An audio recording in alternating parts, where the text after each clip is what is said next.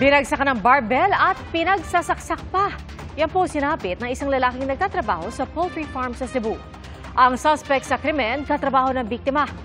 Saksi, si Femari Dumabok ng GMA Regional TV. Nakuhanan ng CCTV ang lalaking yan na nakapula na kumuha ng improvised barbell at pumasok sa loob ng kwarto ng isang poultry farm sa Barangay Biasong sa Balamban, Cebu. Maririnig ang hiyaw ng isang lalaki. Ibinagsak na pala ng lalaking nakapula ang dalang barbell sa kasamahan niya sa poultry farm. Ang biktima nakahandusay sa sahig malapit sa pintuan.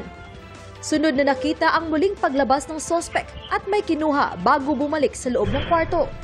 Ayon sa pulisya, kumuha ng kutsilyo ang suspect na ginamit niya sa pananaksak sa biktima.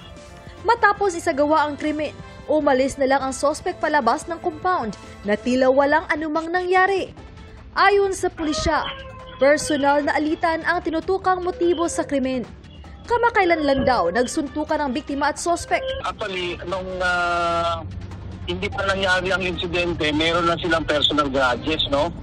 Kasi ang victim natin is from Negros Oriental and ang ating victim, yung ating suspect is from Leyte. So meron silang differences, hindi siguro sila nagkakaintindihan. Pero kaya pa naman i-manage until such time na lumabas silang dalawa para mamiesta. Naisugod pa ang biktima sa pinakamalapit na ospital. Pero dahil sa tindi ng mga sugat na tinamo, namatay kalaunan ng biktima. Nakikipag-ugnayan na ang pulisya sa iba pang police station para maaresto ang at-large na suspect. Para sa GMA Integrated News, ako si Femari Dumabok ng GMA Regional TV, ang inyong saksi!